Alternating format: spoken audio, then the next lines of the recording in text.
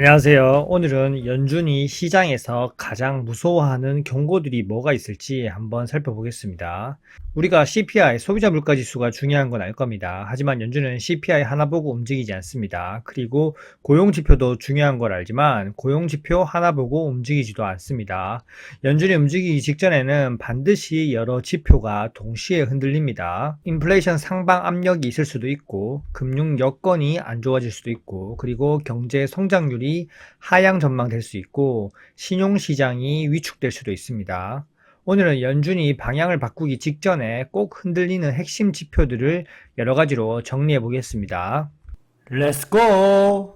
먼저 첫 번째는 노동시장의 질적 악화입니다. 연준이 가장 중요하게 보는 건 고용 숫자가 아닙니다. 신규 고용의 질이 나빠졌는지, 예를 들어서 졸트 구인 이직 보고서가 있죠. 그리고 임금 상승률이 높아졌는지 낮아졌는지, 풀타임 근무자가 파트타임 근무자로 많이 전환되는지, 이런 여러 가지 고용의 질적인 변화입니다.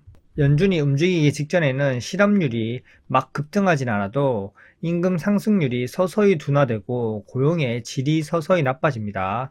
이때 연준은 노동시장이 서서히 식고 있다고 판단합니다. 최근 실업률이 4%대, 역사적으로 낮은 수준을 보이고 있지만 만약에 실업률이 서서히 증가하게 되면 그 역시 안 좋아지는 신호겠지만 현재 실업률은 급등하지 않고 있기 때문에 연준은 실업률보다 현재 임금과 고용 구조를 먼저 바라보는 겁니다. 그리고 연준에서 진짜 무서워하는 물가는 에너지나 식료품의 물가가 아닙니다. 바로 서비스 물가입니다.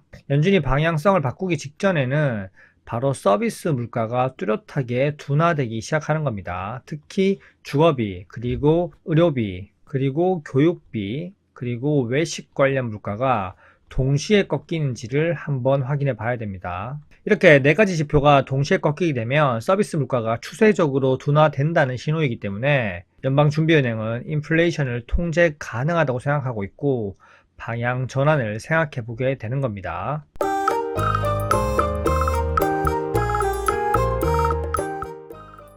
그리고 세 번째는 금융 여건 지수가 급격히 긴축될 때 연준이 움직이기 시작할 수 있습니다. 첫 번째는 신용 스프레드 확대, 두 번째는 중소기업 대출 경색, 세 번째는 기업 자금 조달 비용이 상승하는 건데 첫 번째 신용 스프레드 확대부터 한번 예를 들어서 살펴보면 미국 국채금리가 3%에서 3.2%로 상승하고 어떤 기업이 발행한 회사채 금리가 6%에서 8%로 상승하면 기존에 3%와 6%의 차이 3%포인트에서 3.2%와 8%의 차이 4.8%포인트로 확대된 걸 볼 수 있습니다. 이 말인 즉슨 기업이 위험해 보이고 돈 빌려주려면 이자를 더 줘야 된다는 말입니다. 회사채 금리가 국채 금리보다 더 빠르게 올라가거나 아니면 국채 금리는 내려가는데 회사채 금리가 안 내려가거나 이런 현상들을 신용 스프레드가 확대된다고 얘기하는 겁니다. 그리고 두 번째는 중소기업의 대출 경색인데 경기 둔화, 침체 우려가 커지면 대기업은 버티지만 중소기업은 직격탄을 맞습니다. 중소기업의 대출 심사가 강화되고 한도 축소에 이어서 금리 인상까지 되면 중소기업은 버틸 수가 없게 되는 거죠. 그리고 기업 자금 조달 비용이 상승하면 이 역시 실물 경제를 위협할 수 있습니다. 이런 여러 가지 신호들이 나타나면 연준은 판단합니다. 이대로 두면 실물 경제가 깨질 수 있다. 이런 위기감을 느끼게 되는 거죠. 이런 위기감, 즉 경고등이 켜지면 연준은 가장 빠르게 움직일 수밖에 없습니다. 왜냐하면 앞서 말씀드렸던 고용과 서비스 물가는 서서히 둔화돼도 어느 정도 뒷수습을 할 수 있지만 만약에 실물 경제가 박살나면 뒷수습도 힘들기 때문입니다. 정리해보면 연준이 시장에서 가장 무서워하는 경고들, 고용의 질이 무너지고 서비스 물가가 꺾이고 금융 여건이 급격히 조여질 때는 연준은 더 이상 버티지 않습니다. 확실하게 시장에 이상 신호가 생겼다는 확신이 생겼기 때문에 그때부터 금리 인하 혹은 강한 완화 신호가 본격적으로 시장에 등장하기 시작하는 겁니다. 현재 시장은 고용 경고와 서비스 물가 추세가 둔화되고 있고 금융 여건이 아직까지는 급격히 조여지지 않지만 서서히 신호가 오고 있죠. 자, 시장은 항상 먼저 알고 있습니다. 우리도 연준이 보는 시장 경고들을 보고 함께 알아봐야겠죠.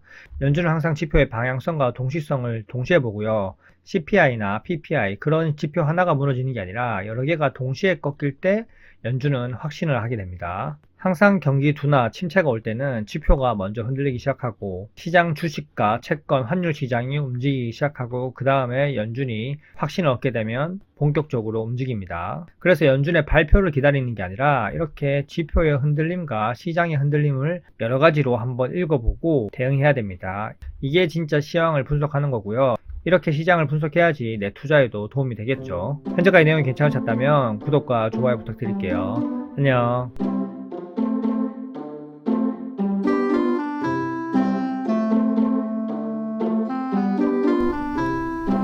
와이